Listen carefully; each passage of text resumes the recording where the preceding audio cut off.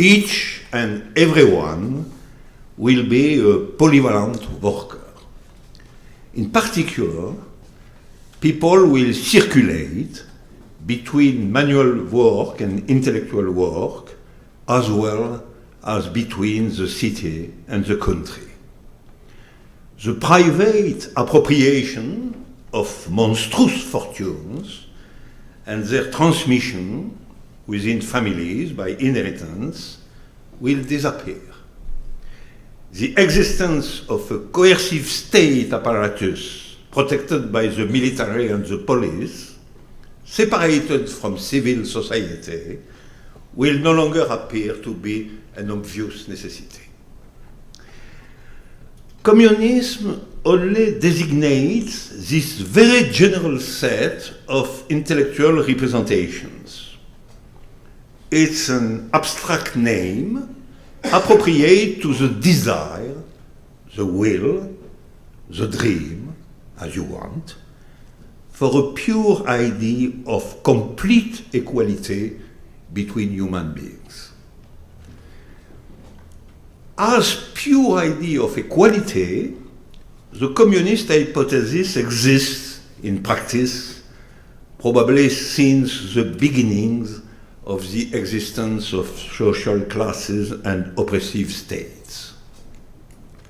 As soon as the action of the masses opposes in the name of egalitarian justice the domination of the state, we witness the appearance of some fragments of the communist hypothesis.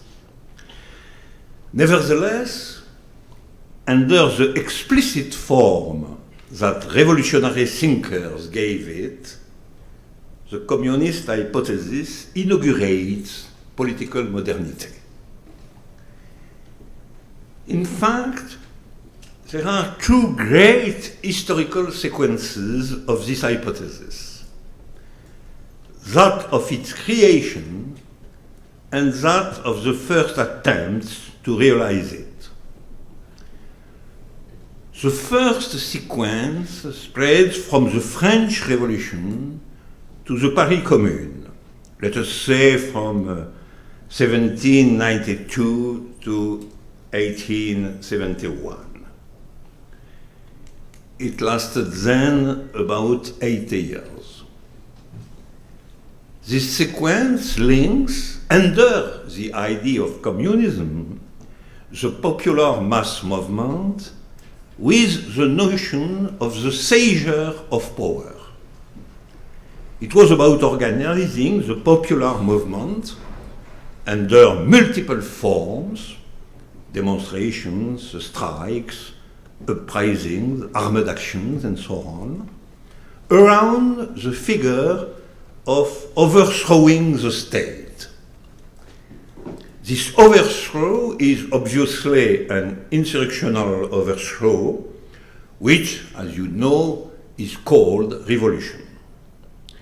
This revolution must suppress the existing form of society, private property, inheritance, the separation of humanity to nations, the division of work, and so on, and establish communist equality, or what the working class thinkers, as my friend Jacques Rancière has so well analyzed, name the community of equals. This sequence closes with the astonishing newness and the radical failure of the Paris Commune.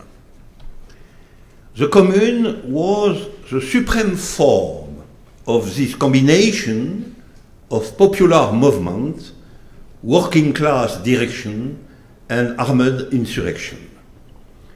It showed the extraordinary vitality of this formula. It was able to exercise the power of a completely new type for 2 months in one of the largest capitals of Europe.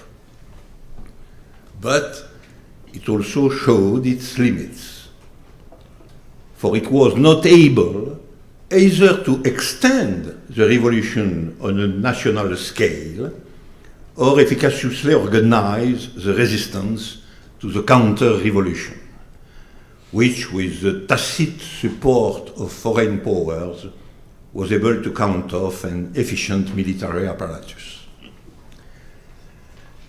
The second sequence of the communist hypothesis goes from 1917, the Russian Revolution, to 1976, the hand of the Cultural Revolution in China, but also the hand of the planetary militant movement of the 60s and of the beginning of the 70s. This second sequence lasts about 50 years. But notice that it is separated from the first by a gap of about the same length, more than 40 years. This second and very complex sequence, which also includes as its terminal border what we have inherited, is dominated by the question of time. How can we be victorious? How, to the contrary of the Paris Commune, can we endure in face of the sanguinary reaction of those who possess and their mercenaries? How can we organize the new power, the new state, in such a way that it will be sheltered from being destroyed by its enemies? Lenin's great question was how to find an answer to these questions. And it is certainly not for nothing that he danced on the snow when the insurrection lasted in Russia one day longer than the Paris Commune.